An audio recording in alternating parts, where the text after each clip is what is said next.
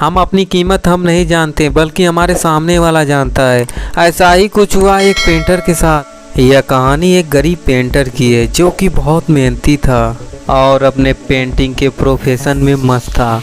वह जो भी पेंटिंग बनाता था बड़ी बारीकी से बनाता था और उसमें जान डाल देता था। कभी कभार उसकी न्यूज़पेपर में भी छपती थी, लेकिन उसे उसके आर्ट में और उसके प्रोफेशन में कामयाबी नहीं मिल पा रही थी, सक्सेस नहीं मिल रही थी। इसी कारण कई बार वह परेशान हो जाता था कि इतना अच्छा काम करने के बाद भी उसे कामयाबी क्यों नहीं मिल रही। लेकिन फिर भी वह अपने काम में पूरी ईमानदारी से लगा रहता था। एक दिन एक अमीर लेडी उस पेंटर के घर आती है और बोलती है कि उसने उस पेंटर के बारे में अखबारों में कई बार पढ़ा है कि वह बहुत अच्छी और कमाल की पेंटिंग बनाता है और वह उससे एक अपनी पेंटिंग बनवाना चाहती है। वह पेंटर अपनी तारीफी सुनकर बहुत खुश होता है और लेडी को देखता है और समझाता है कि वह बहुत अमीर लेडी है। वह पेंटर अपने बारे में उस लेडी को कुछ समझाना चाहता है, लेकिन वह लेडी बोलती है कि वह उसके बारे में जानना नहीं बल्कि उसके काम को देखना चाहती है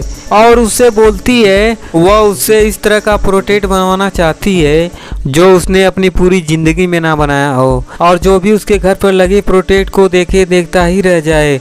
उसने उसी समय प्रोटेक्ट बनाना शुरू किया और कुछ घंटों में प्रोटेक्ट तैयार हो गया।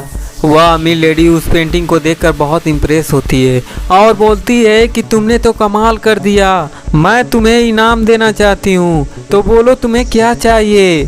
तो असली कहानी तो यहाँ से शुरू होती है। जब पेंटर सोचता है कि $500 मांग लेता हूँ तो फिर सोचता है क्यों ना $1000 मांग लूँ।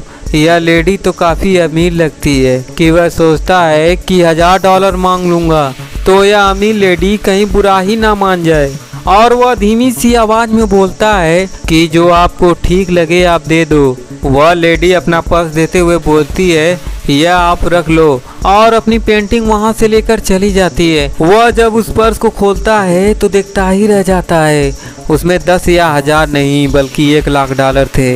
यह कहानी अमीर लेडी या पेंटर की नहीं बल्कि हम सबकी है। अगर उस पेंटर ने $1000 मांग लिए होते तो उसे $1,00,000 कभी नहीं मिलते। अपनी कीमत हम नहीं जानते, गॉड अल्लाह भगवान जानता है।